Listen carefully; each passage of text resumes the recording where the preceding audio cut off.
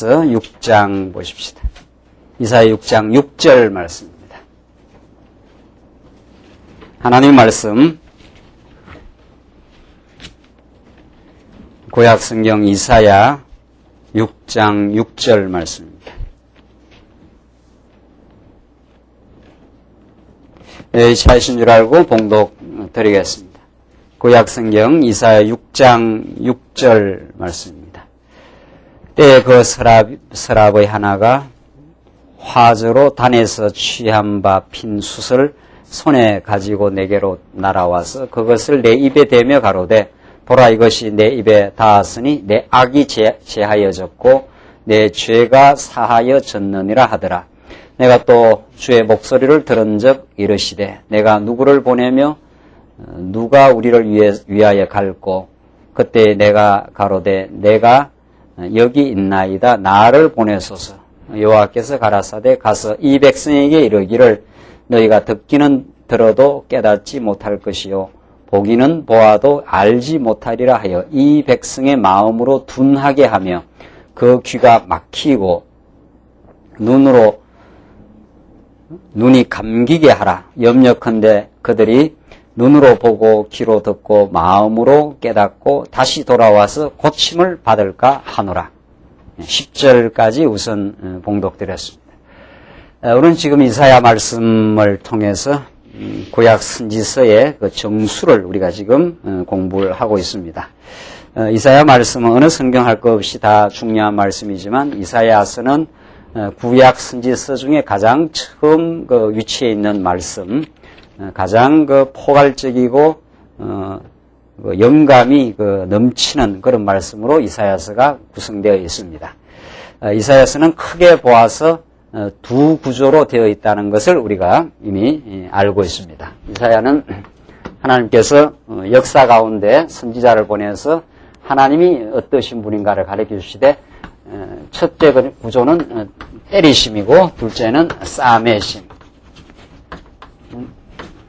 하나님께서 그들의 죄를 진노하시고 다시 그들을 싸매주는 그 위로의 말씀으로 이사야는 크게 그렇게 구조화되어 있습니다. 이것이 사실은 아주 단순한 구조이지만은 얼마나 깊이 있는 그 신학적 의미, 이것을 통해서 드러내고자 하는 그 하나님에 관한 진리는 얼마나 그 풍부하고 깊이가 있는 내용인지 모릅니다. 이스라엘 역사를 하나님께서 한 손에 거머쥐시고 주관하시되 이미 아브라함에게 언약하신 대로 또 모세와 언약한 대로 역사를 하나님께서 주도 면밀하게 하나님의 계획대로 인도를 해 가십니다. 하나님 3대 언약을 그대로 다윗에게 이루어 주신 이후 그 나라에 들어가서 그들이 배부르고 살찌면 그들이 이미 떠나갈 것도 이미 하나님께서 다 아시고 예언하십니다. 그러면 그들을 한번 하나님께서 사랑의 진노를 하시겠다. 그래서 그들을 전 만방으로 흩어버리겠다. 그러나 하나님은 여호와시기 때문에 그들을 아주 버리지 아니하시고 때가 차면은 그들을 다시 회복시키고 위로하시고 고토로 돌아오게 하시겠다 하는 것이 이사야의 전반적인 그 내용으로 되어 있습니다. 그 가운데 우리는 지금 진노에 대한 예언을 지금 공부하고 있는데 그 중에 첫 번째 선민에 대한 진노입니다. 두 가지가 나오는데 선민에 대한 진노가 끝나면은 이제 열방에 대한 진노가 나옵니다. 열방에 대한 진노. 하나님께서 때리시는데 그 때리는 그 종류가 두 종류입니다. 첫 번째는 그 선민, 하나님의 택한 백성을 때리시겠다는 것이고 13장부터는 열방에 대한 진노를 가르쳐 줍니다. 이건 전혀 다른 그 의미를 가집니다. 선민에 대한 진노는 때려서 회복시켜가지고 때리시지만 다시 회복시켜가지고 그들에게 하나님이 여호와 되심, 그들의 무한한 하나님의 은혜를 가르쳐 주려고 때리는 거고 열방에 대한 진노, 그 대표적으로 바벨론 같은 나라를 다 쓸어버리겠다고 하는데 이것은 회복시키는 게 목적이 아닙니다. 왜 내 백성 이스라엘 백성들을 너희가 괴롭혔느냐 하면서 하나님께서 그들에게 그 멸망의 진노를 가해버리고 맙니다. 그래서 아주 그들을 썰어버리고 맙니다. 그러니까 전혀 다릅니다. 이것이 택자와 불택자의 차이입니다. 그래서 그런 내용으로 지금 이사야 전반부가 지금 흘러가는데, 오늘 우리가 공부할 내용은 바로 그 2장이 아니라 1장에서 선이 나오고 2장에서 5장까지가 그 파멸에 대한 예언이었습니다. 그러니까 선멸에 대한 진노 가운데 파멸에 대한 예언, 이것이 2장에서 5장까지였습니다. 1장은 선이고 파멸에 대한, 파멸하지만은 아주 그들을 멸하지 않겠다. 그렇게 해서 선민에 대한 보호를, 선민 보호를 약속하는 것이 6장에서부터, 여기서 이사야가 소명을 이제 받습니다. 6장에서 8장까지입니다. 6장에서 8장. 오늘 여기까지 이 공부를 이제 해나갑니다. 그러니까, 지금 쭉 흐름을 이제 따라 보셔야 되는데, 오늘 이 6장, 7장, 8장, 여기까지 이제 대략 나가는데, 이것이 한 그 의미의 단위입니다. 6장에서 8장이 선민 보호를 약속하는 거니까, 사실상 우리가 가능하면 8장까지 다 오늘 나가려고 합니다. 여기까지 한 세트로 읽어버려야 됩니다. 중간쯤 가다가 말면 자꾸 이렇게 의미가 이렇게 단절되죠.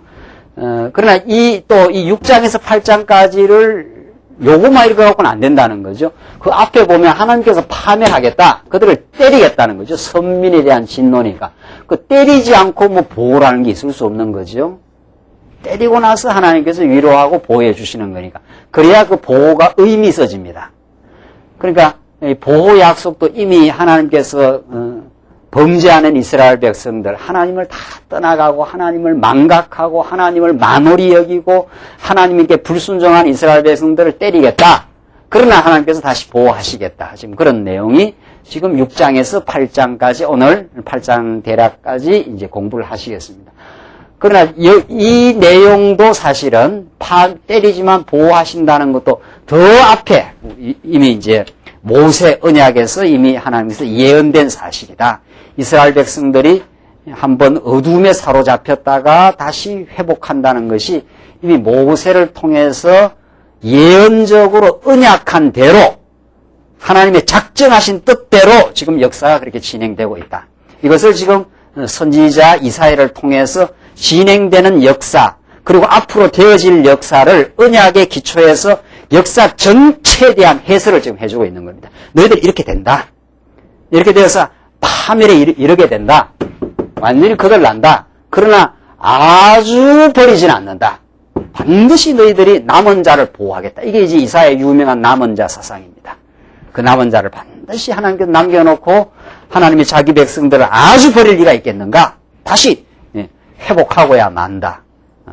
그걸 통해서 하나님이 역사를 주도하시고 역사 가운데 열방 가운데 너희들을 보호하시겠다.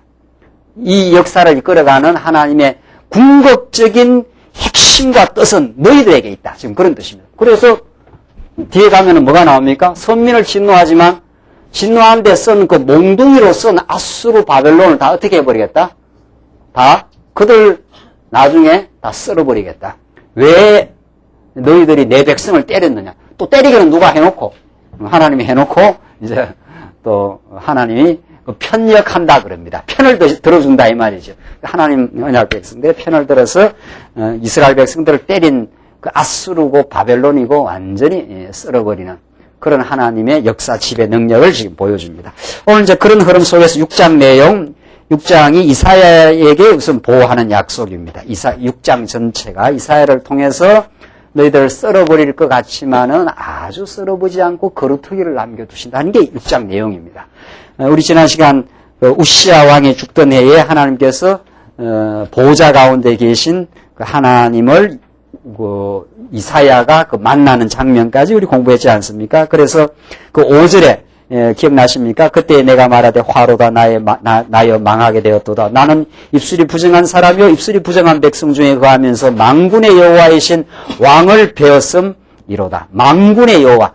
이게 이제 이사야에 많이 나오는 표현입니다. 만군. 모든 그 군사들, 모든 그 나라의 권력들, 그런 가운데서 만군의 왕이니까 모든 것을 지배하고 통치하시는 그 하나님을 지금 묘사하는 건데 그 하나님을 배웠기 때문에 내가 망하게 되었다. 죽게 되었다. 지금.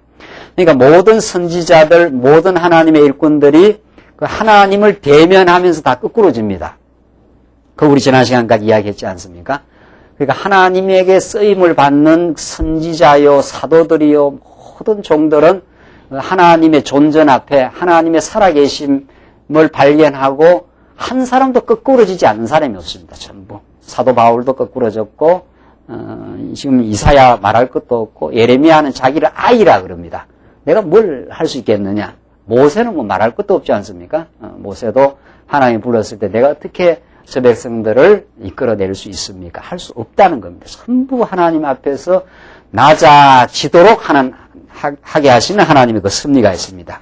특별히 이사야는 자기의 그 죄악됨을 발견합니다. 내가 입술이 부정한 그 사람이라 하는 것을 깨달으면서 하나님 앞에서 완전히 거꾸로집니다. 내가 하나님 입술이 부정한 자 죄인이 하나님을 발견해 봤으니까 직접 봤으니까 죽어야 되지 않느냐 이겁니다. 그러니까 6절 보시면 때에 그 서랍의 하나가 화즈로 단에서 취한 바 핀 숯을 손에 가지고 내게로 날아와서 그것을 내 입에 대며 가로되 보라 이것이 내 입에 닿았으니 내 악이 제하여졌고 내 죄가 사하여졌느니라 하더라. 자, 이런 하나님의 그 거룩한 빛 앞에 섰을 때 아무도 쓸 수가 없습니다. 시편 표현대로 하나님 앞에 누가 감히 쓸 수 있겠나이까. 그 사죄하심이 주께 있음이 나로 하여금 하나님 앞에 나아갈 수 있게 되었다. 아무도 그 하나님의 거룩한 빛 앞에 하나님의 살아계심 앞에 나는 나다 이렇게 나갈 사람이 없다는 거죠. 하나님을 모르니까 우리가 자기 의를 주장하고 자기를 강조하고 자기를 드러내지 하나님의 살아계심과 그 거룩하심 그 위대하심 앞에 섰을 때는 이사야처럼 거꾸로질 수밖에 없습니다. 그런데 하나님이 그 서랍 중 하나, 이 천사인데 사라가 단에서 취한 바 핀 숯을 그 제단입니다. 그 숯을 가지고 이사야 입에 갖다 댑니다. 그것이 입에 닿으니까 악이 제하여지고 죄가 사여집니다. 참 놀라운 사건이죠. 그러니까 하나님의 죄 용서는 인간 편에서 뭐 노력해서 되는 게 아닙니다. 그 제단에서 핀 숯을 입에다 갖다 대니까 그것이 다 정결하게 되는 것. 하나님 편에서 준비하신 그 제단, 그 제사, 그 방식으로 이사야가 또 죄용서함을 받았다고 지금 그렇게 말하는 겁니다. 이것은 굉장히 중요한 사건입니다. 사실은 이미 서로 말씀드린 대로 하나님과 택한 백성들 사이에 구약의 제사장이 있고 아주 대표적으로 이미 모세오경에는 제사장이고 그 뒤에 역사서 역대기 상하 열왕기 상하는 왕으로서 매게 되고 여기는 선지자로 매게 되지 않습니까?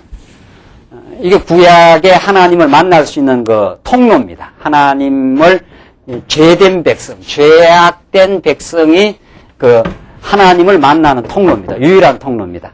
그러니까 제사장은 백성들의 죄를 직접 사해주는 방식으로 하나님과 매개하고 선지자는 하나님의 뜻을 죄악된 백성 이런 것은 하나님의 뜻을 모르는 백성, 우매한 자 이런 뜻입니다. 안 보입니다. 하나님 뜻이 안 깨달아지질 않습니다. 이 본다는 것이 굉장한 축복입니다. 여러분들 만약 지금 이렇게 하면 장님이 되었다 이렇게 생각해 보시죠. 지금 우리 육신의 눈도 장님이 되었다. 하나도 안 보이죠? 장님은 아무것도 안 보입니다. 그야말로 그 암흑입니다. 암흑. 그러다가 이제 눈을 뜨면은 완전히 이제 광명의 세상이죠. 우리가 예수 믿는 게 그런 겁니다.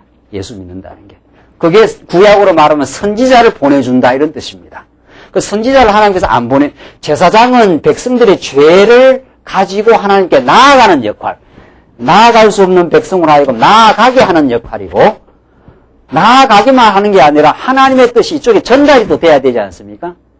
그렇죠? 하나님의 뜻이 이쪽에 전달되어야 백성들이 깨닫는데, 하나님께서 선지자를 보내지 않으면 백성은 캄캄한 어둠입니다. 그야말로.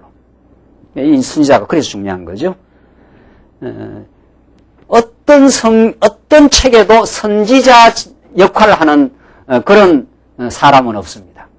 모세가 나 같은 선지자를 보내리니까 모세를 하나님 가장 큰 선지자로 신명기 마지막에 그렇게 보는데, 구약은 그야말로 모세부터 시작된 그 선지자 전통입니다. 구약. 모세, 엘리야, 엘리사, 이사야, 예레미야 등등등등등등 해서 전부 다 하나님의 뜻을 백성들에게 알려주는 자, 이런 뜻이죠.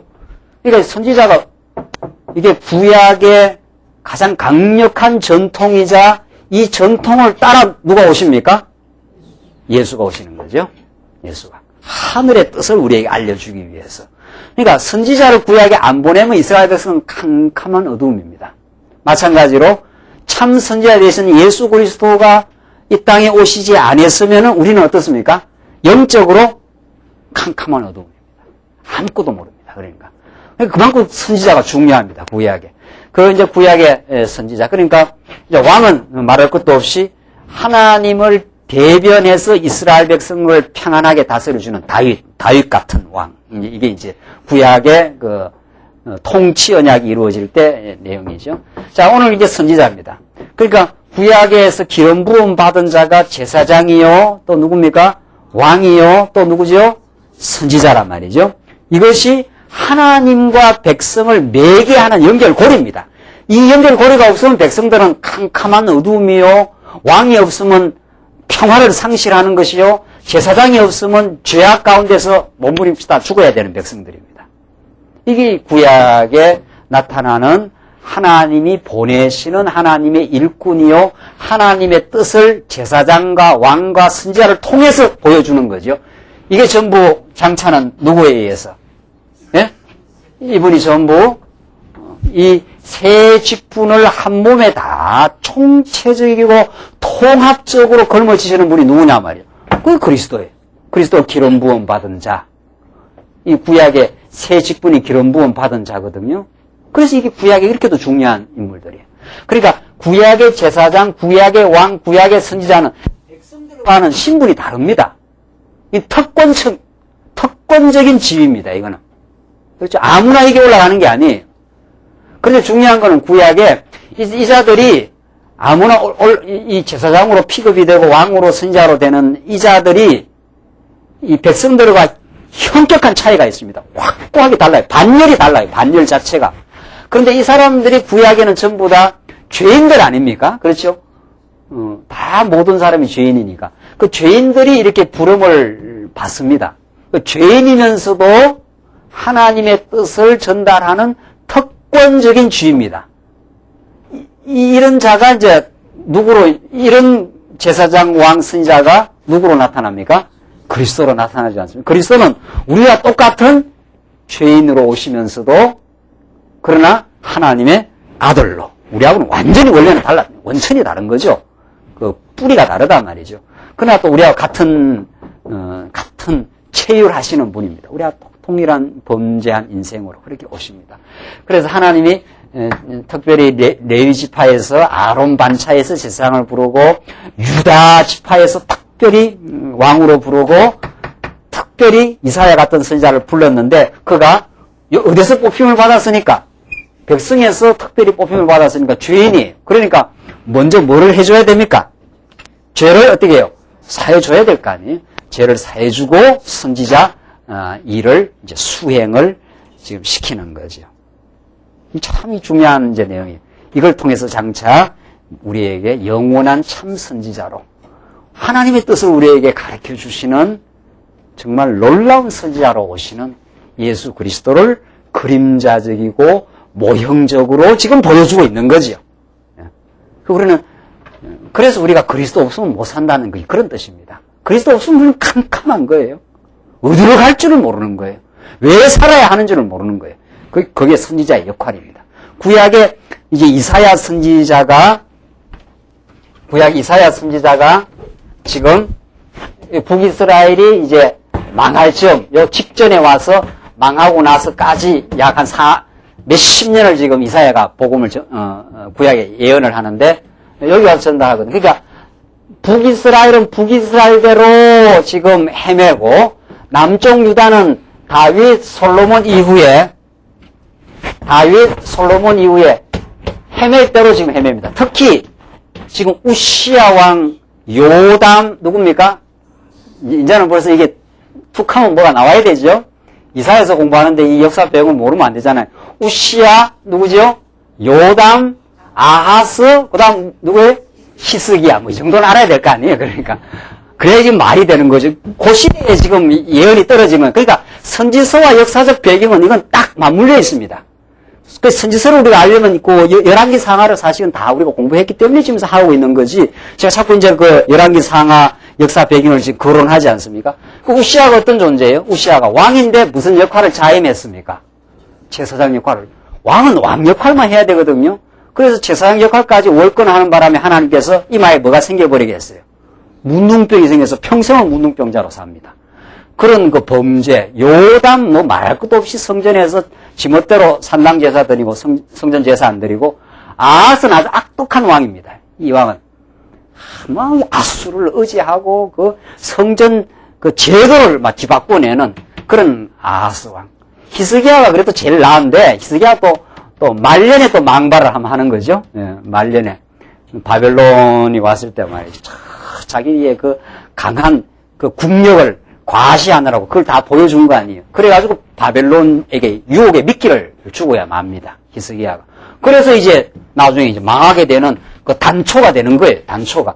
그러니까 이런 시대이기 때문에 이게 쉽게 말해서 현대적인 용어로 하면 가치 혼란의 시대입니다. 우리가 가치 혼란이 오면은 애들이 뭘 해야 될지 모른다는 거 아니에요. 뭐가 더 중요한 가치냐를 알아야 되는데, 하나님이 우리는 중요한 가치인데 하나님을 의지하고 그를 배우는 것이. 근데 이 왕들은 하나님을 잃어버렸어요, 전부. 그 가치 혼란이 와 있어요. 혼돈에 빠진 거예요. 내가 왜 돈을 벌여야 되는지, 뭘 해야 되는지, 돈 벌이고 나면 뭘 하는 건지, 내 인생의 목적이 뭔지, 하나님 떠나면 그거 혼돈이거든요. 그때 하나님이 이사야를 보내어서 너희들이 이렇게 되어진 것은 하면서 이제 역사를 설명해 주는 거예요. 왜 이렇게 지금 혼돈스러운 줄 아느냐? 이것은 너희가 하나님을 떠났기 때문이고 그것이 하나님의 작정된 계획이다. 작정된 걸 누가 피하겠느냐? 그래서 너희들이 한번 두드리고 맞게 돼 있다. 그러나 맞지만은 어떻게 해요? 반드시 내가 회복시켜 줄 것이다. 오늘 혼돈의 역사의 그 이유와 혼돈을 빚고 있는 직접적인 이유는 뭡니까? 이스라엘 백성들의 뭐예요? 죄입니다. 하나님을 떠난 거. 그 더 궁극적인 이유는 뭐예요? 모세를 통해서 하나님께서 언약하신 대로 이렇게 되는 거죠. 더 나가면 이제 여기까지 나가야 뭐 이 둥근 그림이 나와야 되잖아요. 여기까지 나가야 이제 모든 게 끝나죠. 더 나가면 이 작정을 이야기해요. 벌써 내가 정한 것을 누가 바꾸겠느냐? 이사야가 나중에 그렇게 나오거든요. 그 이사야는 이 전체 역사의 프로그램을 전체로 쥐고 있는 그 하나님의 뜻을 이사야가 천상 보좌에서 지금 받은 거예요. 지금 하늘 보좌의 그 뜻을 이사야가 지금 거룩하다. 만군의 여호와 하나님 뭐라 합니까? 그 영광이 온 땅에 충만하도다 하면서 이사야가 특별히 부름을 받아가지고 하늘 보좌의 영원한 계획을 지금 받은 거예요. 이사야가. 여러분들 지금 우리 계시록 공부하지 않습니까? 이 계시록 공부해야 이게 말이 아구가 탁탁 맞아떨어지는데 말이죠. 계시록에 그 하나님께서 인을 봉한 책이 있어요. 그 책을 하나님께서 보여주는데 아무도 그 인을 뗄 수가 없어요. 인을 뗄 수가 없단 말이죠. 그 인을 떼면 하나님의 계획이 계속 실현이 되거든요. 그 아무도 그 인을 뗄 수가 없어요. 그걸 누가 뗍니까? 하나님의 인을 떼야 그 하나님의 뜻에 계획이 거기에 들어있고 그 계획이 실행이 되는데 아무도 뗄 수가 없어요. 그 그리스도만이 그걸 떼십니다. 그리스도만이. 그 인을 떼면서 하나님의 진노가 드러나고 그리고 그 진노 속에서 하나님의 자기 백성들을 보호하시겠다고 하는 하나님의 역사 전체 프로그램에 대한 계획이 그 책 속에 들어있어요. 그 책을 뗄 수가 없다는 거예요. 그래서 그 많이 그 슬퍼하지 않습니까? 그런데 그리스도만이 그 인을 떼시고 하나님의 작정된 뜻을 실현하고 보여주시는 거죠. 그게 계시록입니다. 그러니까 선지서 이사야의 그 분위기와 계시록의 분위기는 아주 어떻습니까? 방불합니다. 아주 방불해요. 그러니까 하나님 보호자의 뜻을 이스라엘 백성들 왕들이 다 잊어버렸어요. 하나님을 잊어버렸기 때문에. 그러니까 자기들은 잘한다고 생각을 합니다. 잘한다고 생각. 우리 예배당에 제가 늘 자주 비해요. 우리 애기 어릴 때 말이죠. 어른들이 딱 앉아 있어야 되잖아요. 이 예배 시간에는. 그런데 애기는 여기 돌아다니면서 막 손도 흔들고 지는 잘한다고 돌아다니잖아요. 예배당에 왔다 갔다 하면서 말이죠. 그 잘하는 게 아닌데 자기는 잘한다고 생각을 하는 거예요. 그 실감이 안 납니까? 우리가 지금 뭘 잘한다고 생각을 해요. 상당히. 그 하나님 보실 때는 너는 막 지금 형편없어. 너 지금 뭐 이런 거예요. 그러니까 너 지금 잘하는 게 아니고 지금 완전히 헷갈리고 있어. 그 말입니다. 지금 이스라엘 백성은 아하스는 다메섹에 갔어요. 아하스가 다메섹에 가고 다메섹에 가니까 단이 이스라엘 백성들의 그 제단과는 전혀 다른 이방 제단이 있단 말이죠. 이방 제단이 얼마나 화려하고 웅장합니까? 그러니까 하나님이 하라고 한 그 제단의 방식을 변절을 시킵니다. 아하스 왕이. 언제 그랬느냐. 또 그러면 또 이제 열왕기 상하로 가야 되잖아요. 열왕기 상하로. 그 집에 가서 꼭 찾아봐야 돼요. 지금 이사야 나가다가 또 열왕기 상하 지금 제가 이제 설명을 하는 거니까. 그 변절을 해버려요. 그러니까 이사야는 아하스는 그걸 어떻게 생각을 합니까? 잘 한다고 생각하는 거지요. 그래야 우리도 이방 저렇게 큰 다메섹처럼 우리도 강건한 나라가 될 수 있을 것이다. 이런단 말이에요. 그 이사야가 와서 잘못됐다고 그러는 거죠. 너한테 맞아 죽는다, 이제. 근데 너가 이제 하나님이 하라고 한 그 식양대로 안 하고 말이죠. 응? 너 멋대로 지금 재단을 지금 바꾸고 있으니까 너희들이 한번 두드리게 맞아야 되지 않습니까? 내가 하라고 한 율법대로 해야 되는데, 율법대로 안 하니까 두드리게 맞아야 되지 않느냐. 지금 그 말이에요. 그걸 이사야가 하늘 보호자에 계신 하나님의 뜻을 수령을 하는 거예요. 그래서 지금 전달하는 겁니다. 이게 이사야서가 복음인 거죠. 그렇죠? 그래서 우리가 이 하나님을 떠난 죄악 때문에 두드리게 맞는구나. 그러나 맞지만은 하나님께서 너희들 다시 하나님의 약속대로 약속의 하나님이기 때문에 절대로 버리지 않겠구나 하는 내용이 여기 지금 놓여져 있는 거죠. 자, 그런 큰 흐름을 보면서 지금 한번 보십시오. 그래서 제3을 일단 약속해주고 8절 내가 또 주의 목소리를 들은 적 이르시되 내가 누구를 보내며 누가 우리를 위하여 갈고 그때 내가 가로되 내가 여기 있나이다 나를 보내소서. 이렇게 이제 이사야가 하나님의 부름을 받고 나를 보내소서 이렇게 지금 응답을 했습니다. 그럼 9절 보시면 여호와께서 가라사대 가서 이 백성에게 이르기를 너희가 듣기는 들어도 깨닫지 못할 것이요 보기는 보아도 알지 못하리라 하여 이 백성의 마음으로 둔하게 하며 그 귀가 막히고 눈이 감기게 하라. 염려컨대 그들이 눈으로 보고 귀로 듣고 마음으로 깨닫고 다시 돌아와서 어떻게 해요? 고침을 받을까 하노라. 이게 하나님의 뜻이에요. 참 하나님의 뜻 이상한 거죠. 보통은 일반적으로는 선지자가 부름을 받으면 가서 백성들을 잘못하고 있으니까 뭐 하라 그럽니까? 회개시켜가지고 돌이키게 하라 뭐 이래야 될 거 아니에요? 이사야가 받은 그 예언은 아주 특수합니다. 이거는 아주 특수한 내용이에요.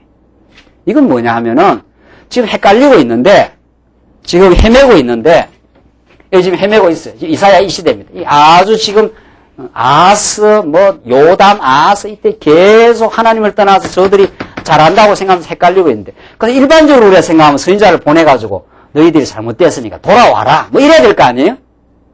네? 이래야 될 거 아니에요? 그게 아니에요. 지금 이사야의 지금에 받은 예언은 그게 아니에요. 돌아와라가 아니고 가서 전하는데 뭐라 그래요? 듣기는 들어도 깨닫지 못할 것이요 보기는 보아도 알지 못하리라 이래 전하라는 거예요.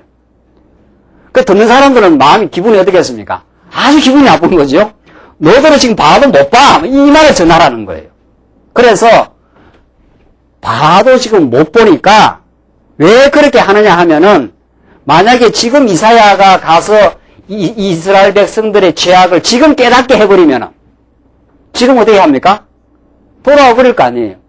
그렇죠? 죄를 깨달아 버리면은 이렇게 멀리 안 가지요. 그 멀리라기보다도 더 정확하게는 하나님이 뭐 해놓은 데까지 정해놓은 데까지 안 가지요. 중간쯤 가다가 얼쿠 내가 잘못했구나 하고 돌아와 버리면은 됩니까 안 됩니까? 안 되죠. 여긴 돌아오면 안 돼. 왜 안 되느냐 하면은, 여기까지 가서 돌아오면 안 되고, 시드기야까지 가야 돼요. 요담, 아스, 히스기야, 므낫세 등등등등 엘리야김 해가지고 마지막에 어디까지 가야 돼요? 유다, 남쪽 유다 마지막 왕 누구? 시드기야까지 가야 돼요. 그렇게 가서 여기 정한 때까지 내려갔다가 돌아와야 돼. 중간쯤 갔다가 돌아오면은 지난주에 말씀드렸잖아요. 애 때릴 때, 말 안 들을 때 때릴 때 설fun하게 때리면 달라든다는 거 아니에요. 설fun하게 때리면 그 달라들어요. 아버지 왜 때립니까? 이렇게 된다. 작 신나게 때려야 아이고 이거 내가 뭘 잘못했구나 이런 거죠.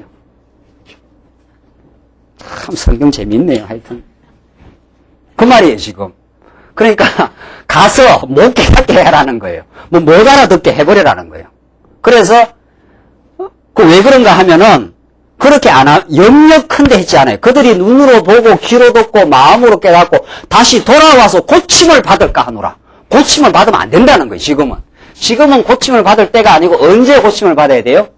언제? 시드기야가 어디로 한번 잡혀가 갖고 바벨론 가서 거기 가서 와장창함 하고 거기 가서 큰 깨달음을 얻으라고. 지금 그 말입니다. 참 정말 하나님이 아주 절묘하십니다. 하나님 우리를 깨닫게 하시는 게 이게 하나님의 사랑이라는 거예요. 하나님 정말 이스라엘 백성들을 괴롭히려는 게 목적이 아니에요. 이게 지금 어려운 거거든요. 지금 이 시대가 아주 혼란과 어려움과 마지막 엘리야김 시드기야는 끝까지 하나님의 뜻을 안 따릅니다. 그래서 이제 마지막 망하는 거거든요. 이게 참 이스라엘 남쪽 유다의 최대의 위기요, 어려움이지만은 이것이 큰 깨달음을 주는 하나님의 정말 섭리의 그 방식입니다, 이게 하나님이 남쪽 유다 백성들을 일부러 막 괴롭히려고 못 깨닫게 해서 그냥 그 자식을 망가뜨리려고 그러는 게 아니라, 큰 방황은 큰 깨달음을 얻는다는 말이 있습니다. 사람이 한번 큰 방황을 해보거나 큰 실수를 해보거나 이것이 결코 그 하나님의 택한 백성에게는 그것이 마이너스 요인이 아닙니다. 그 큰 방황을 했기 때문에 큰 깨달음을 얻고 돌아옵니다.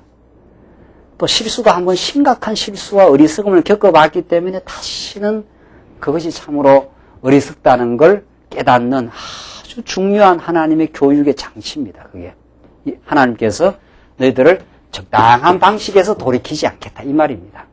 이 시드기야 왕까지 어둠 중에 어둠까지 내려가서 어찌할 바 없는, 그래서 바벨론으로 데려가서 정말 바벨론 데려가지 않습니까?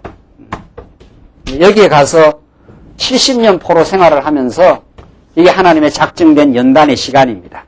이 70년 포로 생활이 이스라엘 백성을 한없이 낮추는, 한없이 겸손하게 만드는, 한없이 하나님의 은혜를 사모하는 그 복되고 복된 시간입니다. 하나님 그 시간을 정해놓으시고 지금 남쪽 유다의 역사를 이끌어가기 때문에 이사야가 나를 보내소서, 내가 가서 뭘 전해야 됩니까? 그러니까 가서 깨닫지 못하게 하라. 그래서 지금 깨닫고 고침을 받고 돌아올까 내가 염려한다. 지금은 더 어둠이 짙어져야 한다. 지금 그 말이죠. 이게 우리 인생사에서 언제나 참 하나님의 섭리 가운데 있는 과정입니다. 참 놀라운 하나님의 깊으신 뜻입니다. 그러니까 하나님께서 한번 때리시려고 그들을 어두운 가운데 가두어 놓고 못 보게 합니다. 그러니까 참 놀랍습니다. 여러분들 진리 지금 보십시오. 성경 우리 이사야가 이런 말씀이 이제 전에 이거 선교 지망생들한테 많이 하는 이야기 아닙니까? 누가 우리를 위해서 갈고 하면은 나를 보내소서 이래가지고 옛날에 이 말 어디서 많이 듣던 소리 같아요. 그 나를 보내소서 하면 가서 예수를 전하게 하라 이 말인데 전혀 이사야 맥락은 그런 이야기가 아니에요. 가서 못 깨닫게 하라는 거예요. 눈 다 가루게 하라는 거예요. 그러니까 여러분과 제가 이 말씀 깨닫기 전에 캄캄한 거지 캄캄해서 눈이 다 멀은 거예요. 그러니까 눈을 떠고 있은 게 아닙니다. 우리가 하나님 눈을 다 갈아놨어요. 신명기에 보면은요, 이건 한번 찾아봐야 되겠네, 정말. 신명기 아무리 바빠도 28장 5절, 바쁠 일도 없고, 28장 5절 한번 보세요. 신명기 28장 5절. 정말 성경이 그렇게 돼 있나 안 돼 있나. 이스라엘 백성들이 왜 광야에서 그렇게 헤매고 방황하고 했는지 한번 보십시다. 신명기 28장 5절. 성경에 정말 이런 말도 있나 정말 보십시다. 28장 5절입니다. 찾았습니까? 읽겠습니다. 신명기 28장이 아닌데요. 신명기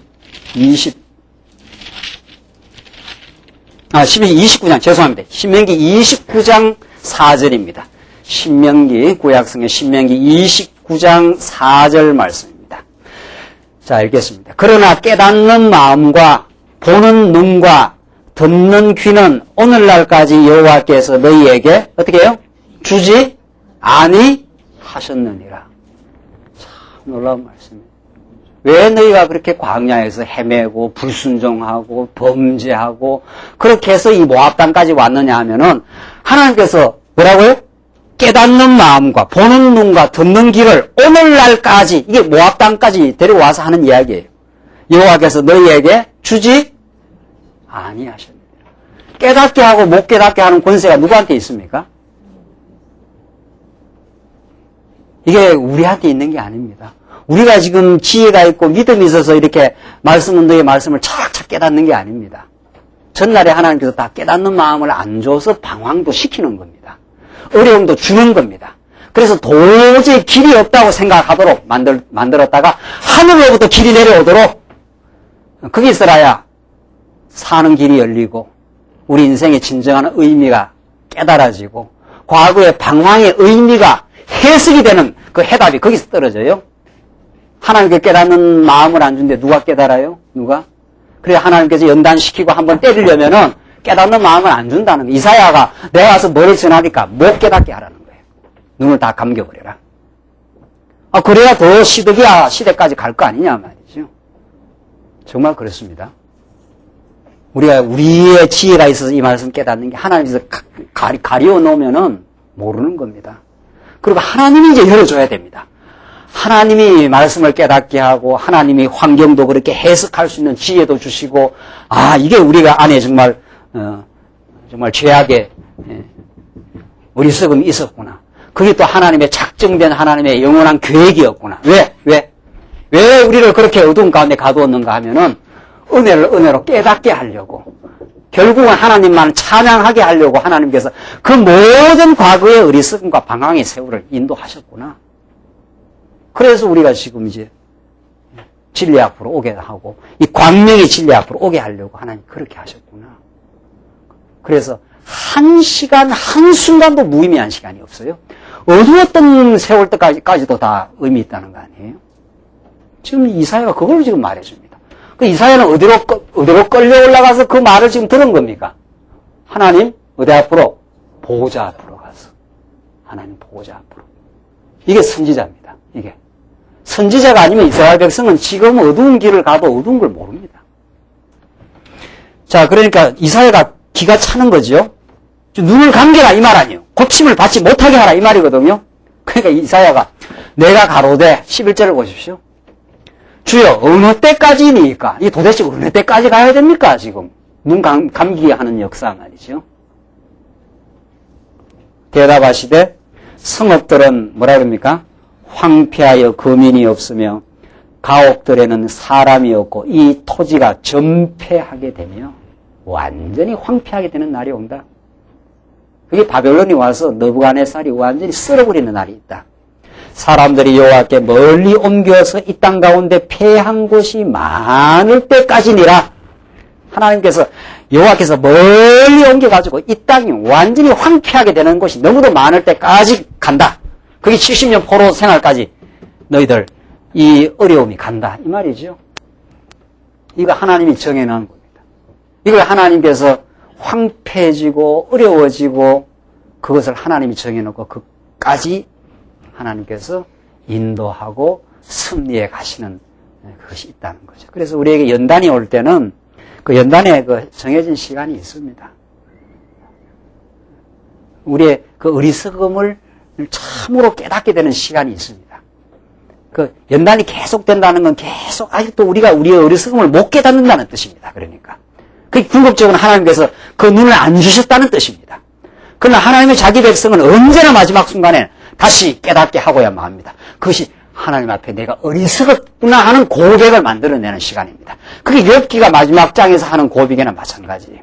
내가 하나님 앞에 어리석은 말을 많이 하였고, 그게 욥이 마지막에 하는 소리거든요. 자기가 뭐 많이 깨달았다고 뭐 자고했었거든요. 그 하나님의 진짜 하나님의 살아계심 앞에 서보니까 내가 뭐 하나님께서 알았다고 했던 것들이 전부 너무 부질없었던 일이었다. 전에는 귀로 듣던 하나님을 내가 이제 눈으로 배움나이다. 이게 욥이 엄청난 시련에, 욥은 그때 그 전에 하나님을 알긴 알았습니다. 그러나 엄청난 시련의 그 과정을 거치고 나서 깨달음에 이런 것은 자기가 전에 알았던 것이 뭐 대단한 게 아니었다. 그걸 지금 욥이 마지막 고백합니다. 이게 하나님께서 우리를 지금 인도해 가시는 섭리입니다. 여러분과 제가 지금 뭐 많이 알았다고 생각하십니까? 한 10년 지나고 한 20년 지나보죠. 야, 그때 알았던 건 정말 초보였다.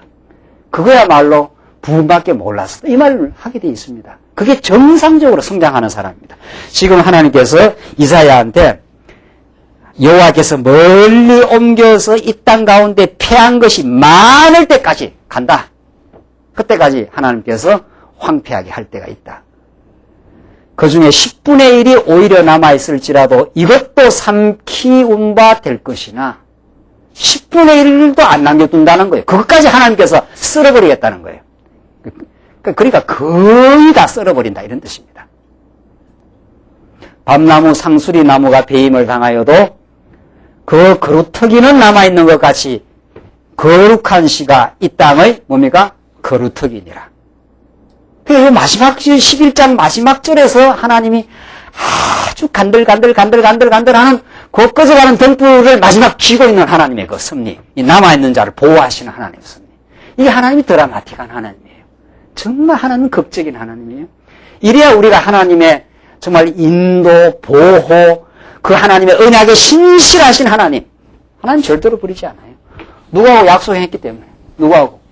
모세하고 약속을. 너희들 나를 떠나게 되기 때문에 내가 너희를 또 만방이라 흩어버릴 것이다.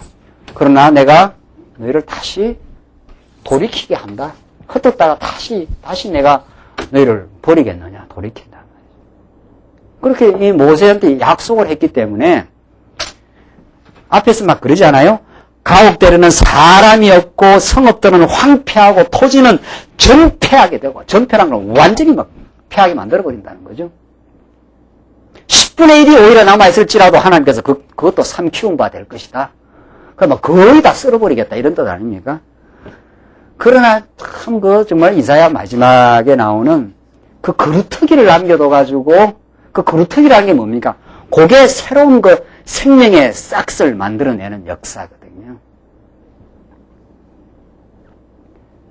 이게 이제 종교 2000년 교회사로 말한다면 로만 캐톨릭에서 완전히 구라파가 암흑의 시대로 1200년 세월을 갔던 그 속에서도 하나님께서 거룩한 씨를 남겨둬가지고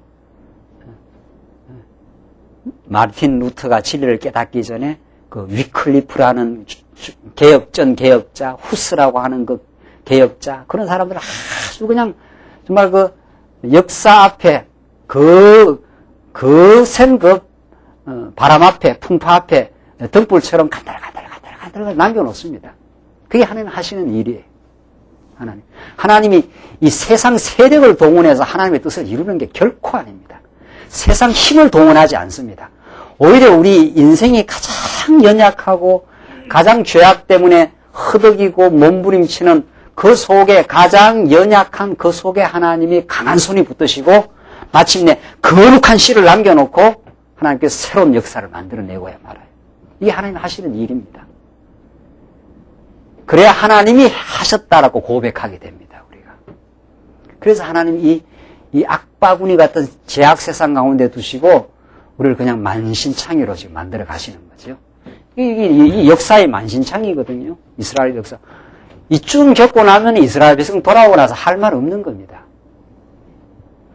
그러니까 이사야 이 시대쯤 돌아오면 이스라엘 백성도 할 말 있습니까? 없습니까? 할 말 많을 거예요. 여기서 중간쯤 돌아오면 뭐 우리가 뭐 크게 잘못했냐 뭐 이 말 나오거든요. 그런데 어디까지 한번 가버려야 돼요. 시드기야 시대까지 가버려야 그래야 돌아오고 나서 할 말이 있습니까? 없습니까? 아직도 할 말이 많으면은, 아직 말이 많으면 아직 한참 더 가겠다. 이렇게 보면 되고, 아이쿠, 하나님 할 말 없습니다. 이제는 뭐 남 이야기 할 것도 없고, 내 몰골이, 내가 만신창이라 지금 하나님 앞에서 부끄러워서 이야기할 도리도 없습니다. 그러면 연단이 끝난 겁니다. 그러면 돌아와요. 그러니까 우리는 이쯤 가는 사람도 있고, 지금 이쯤 가는 사람은 아주 잘한다고 생각하는 사람이에요. 그렇죠? 이쯤 한 3분의 1쯤 가는 사람은 아주 잘한다고 생각하고, 이사야쯤 시대쯤 가면은 이게 좀 문제가 있는가 보다. 시드기야 시대쯤 가면은 아이쿠, 이거는 끝났구나. 이제는 소망이 없구나. 이거는 완전히 우리가 어리석었구나. 그리고 돌아옵니다. 틀림없습니다. 틀림없이 그렇게 돌아옵니다.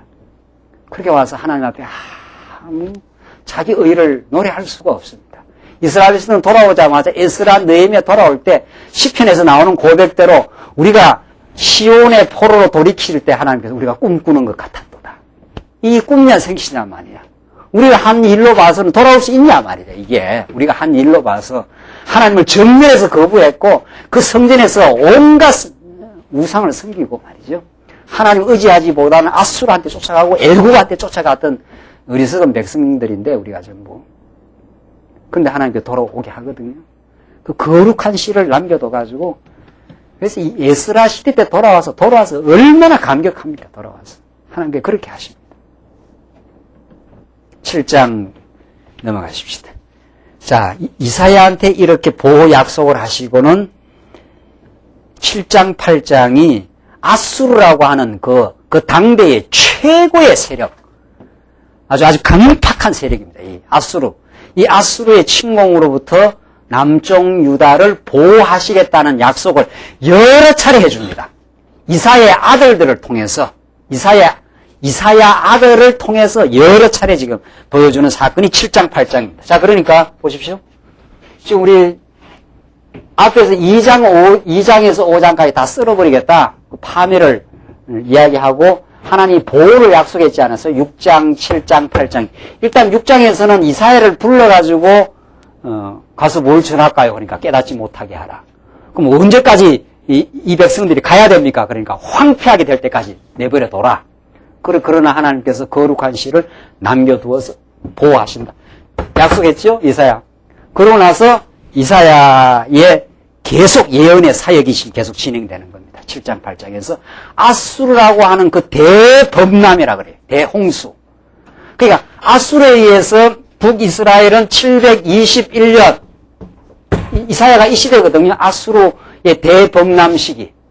노도처럼 북이스라엘을 완전히 썰어버렸던 시대입니다. 그리고 완전히 721년 북이스라엘 왕 호세아 왕입니다. 호세아 선지자 말고 이름이 똑같아요. 호세아 왕 때 북이스라엘이 완전히 거덜납니다. 이 시대에 이사야가 살았거든요. 봐라 말이에요. 북이스라엘 망하지 않느냐. 망하는 걸 이사야가 다 알아요. 그 시대에 살았기 때문에. 그러나 남쪽 유다는 너희들도 똑같은 범죄를 하지만은 너희들도 바벨론에 의해서 아수르에 의해서 망하지 않는다. 그게 유명한 산헤립 아수르 왕이 히스기야를 완전히 포위해가지고 완전히 그 고사 작전에 들어갔습니다. 그 산헤립 왕, 열왕기 상하. 우리 조금 중요한 건 한번 확인도 해보겠습니다. 그 시대에 하나님께서 그 압도적인 그 막강한 그 아수르 그 산헤립 왕이 완전히 대운을 이끌고 와서 북이스라엘을 썰어버렸지요. 남쪽 유다까지 썰어버리려고 완전히 그 유다 성을 뺑뺑 포위해가지고 뭐 완전히 농락을 했습니다. 너희들이 여호와 하나님을 의지한다고 살을 것 같으냐 이러면서 그 산헤립 왕, 그 랍사게라고 하는 그 군대 장관이 남쪽 유다를 마저 농락합니다. 그게 이제 열왕기 상하에 나오는데요. 그 전후 배경에 이 7장 내용이 지금 예언되고 있습니다. 한번 보십시다. 7장. 우리 조금만 더 보십시다. 7장 1절에서 2절 보면 아람이 이스라엘과 연합하여 침공했을 때의 상황입니다. 1절 2절 보십시다. 우시아의 손자여 요담의 아들인 유다왕 아하스 때에, 이걸 아하스라는 유다왕을 정확하게 밝혀주지요. 우시야 손자여 요담의 아들인 유다 왕 아하스 때에 딱 이게 역사적인 사건이라는 거예요. 이게 황당한 이야기가 아니고 만들어낸 스토리가 아니라 역사 사건 이 시대에 하나님이 이사야에게 주신 말씀인데 아람 왕 르신과 르말리아의 아들 이스라엘 왕 베가가 올라와서 예루살렘을 쳤으나 능히 이기지 못하니라. 혹이 다윗 집에 고하여 가로되 아람이 시리아입니다. 시리아. 아람이 에브라임과 동맹하였으므로 에브라임은 뭐를 가리킵니까? 북이스라엘입니다. 북이스라엘의 별칭이죠. 에브라임. 북이스라엘과 동맹하였다 하였으므로 왕의 마음과 그 백성의 마음이 삼림이 바람의 흔들림같이 흔들렸더라. 이 사시나무 떨듯이 이제 떤 거죠. 자, 이게 역사적 배경이 지금 어떤 지금 상황인가 하면은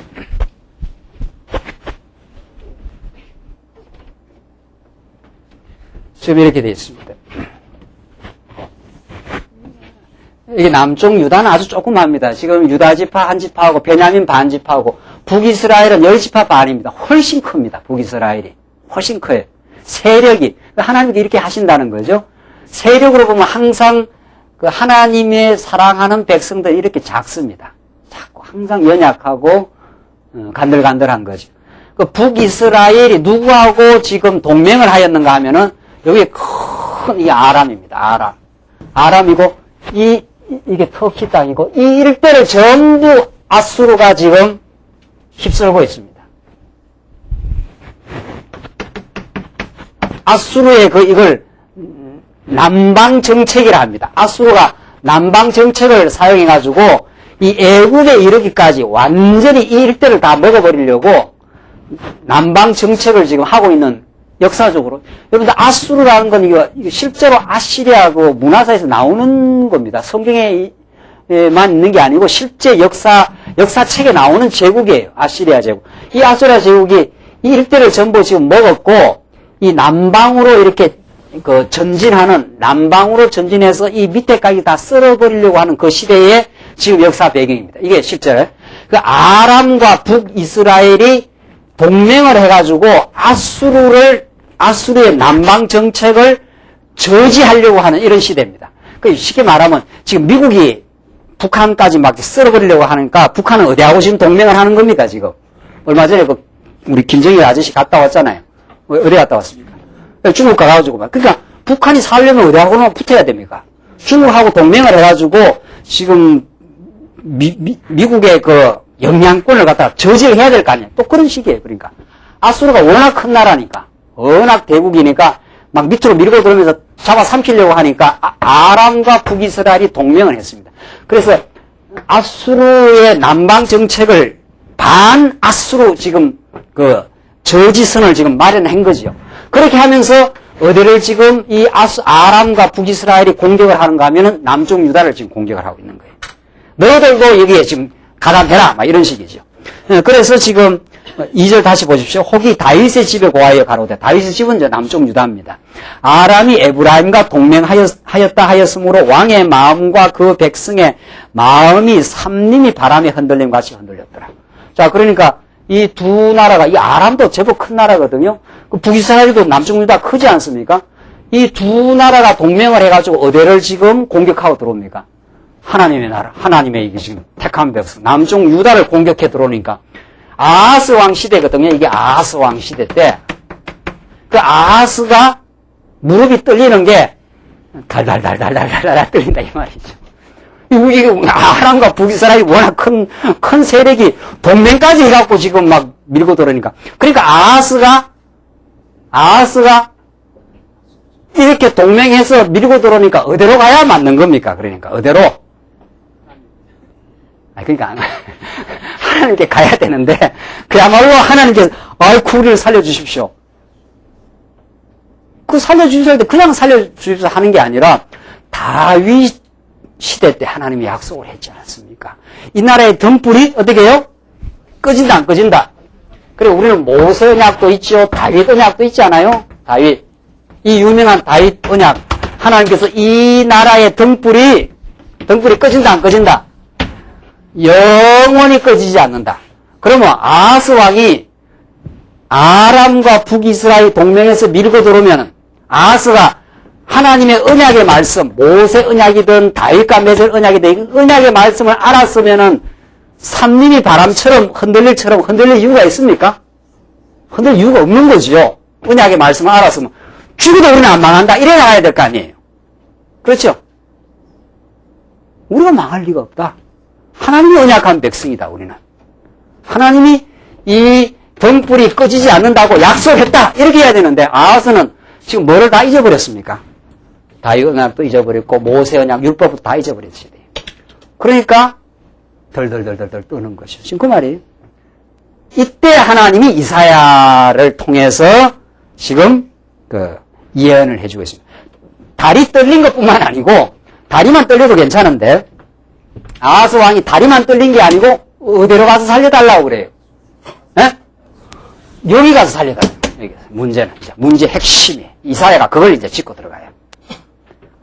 아수르한테 가서 살려달라 한단 말이죠. 아수르가 큰 나라니까 그걸 하나님이 이제 하나하나 짚으면서 천천히 쓰면서 아수르가 너희들을 보호해주지 않는다.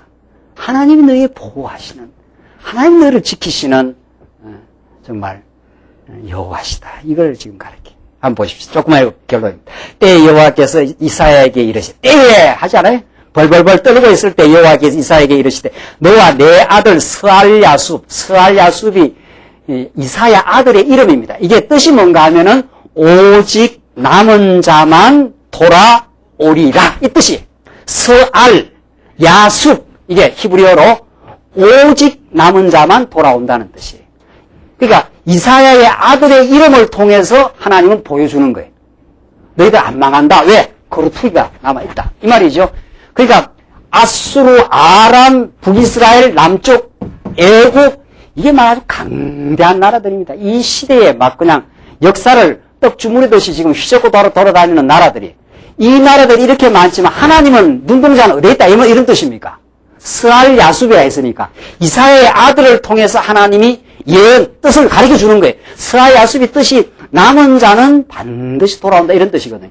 이렇게 국제 정세가 이렇게 휩쓸리는 노도처럼 막 휩쓸고 돌아다니는 아수르의 이 막강한 권력, 아람과 북이스라엘에 동맹을 해서 남쪽 유다를 썰어버리려고 하는 이 시대이지만 하나님은 누구 편이다 이 말입니까? 하나님은 누구 편이에요?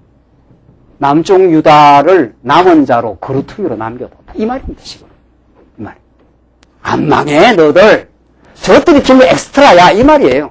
저것들은 다 엑스트라고 너희들이 역사의 핵심이다. 너희들이 역사의 핵심이다. 그래서 스알야숲은 윗모 수도 끝 세탁자의 큰 길로 나가서 아하스를 만나 그에게 이르기를 너는 삼가며 총룡하라. 뭐 떨 거 없다 이 말이죠. 아람 왕 르신과 르말리아의 아들 이 베가 북이스라엘 왕 베가입니다. 아들이 심히 노할지라도 연기 나는 두 부직갱이 거루투기에 불과하니. 참 표현 재미나네요. 너희들은 진짜 거루투기고 그거는 연기 나는 부직갱 말이 잘안 돼. 연기 나는 두 부직갱이 거루투기다. 이거는 역사에서 조금 있다가 사라질 축적이다 이 말이에요. 너희들은 진짜 거루투기다. 이 아람과 북이스라엘 동맹을 해서 암만 쳐들어와도 안 망한다 이 말이에요. 너희들이 남은 자다 역사에. 하나님이 그 남은 자를 통해서 끝끝내 하나님이 여호와의 심을 증명해내고야 말 것이다. 오늘 이 시대에 남은 자가 누구예요? 여러분과 저 아니에요. 말씀운동 아니냐 말이에요. 이 말씀운동. 이 세계 기독교의 혼란과 혼돈, 성경으로부터 떠나감, 이 시대에 우리를 남겨뒀어요. 하나님 여러분과 저를 이 긴박하고 어려운 삶 속에서도 하나님 보호하십니다. 철저하게 보호하시고 중요한 우리가 얼마나 여호와를 지금 알아가고 인정하고 배우느냐에 달려 있습니다.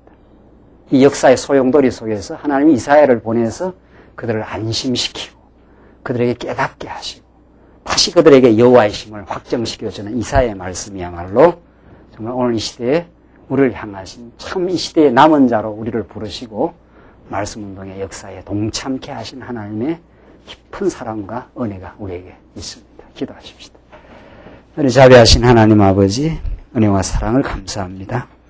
우리 얼마나 하나님 배반하고 하나님 의를 의지하기보다는 자신의 의를 의지하며 살았던 어리석고 부끄럽고 미련한 인생들이었지만 하나님께서 만세전에 예정하신 섭리를 따라 그리스도 안에서 우리를 부르시고 이 시대에 얼마나 진리가 혼돈되어 갈 바를 알지 못하는 이 시대지만 우리에게 바른 복음의 깨달음을 주시고 이제 빛을 발견하게 하시고 우리의 허물을도 깨닫게 하시고 하나님 은혜 가운데 살게 하심을 참으로 감사합니다. 우리를 이 시대의 남은 자로 하나님께서 꼭 붙들어 주시고 이 말씀 밖에 떠나가지 않도록 지켜주시고 이 말씀 지키며 전승하는 일에 우리의 남은 생을 다하게 하나님께서 우리를 지키시옵소서. 감사하고 예수님 이름으로 기도하옵나이다. 아멘.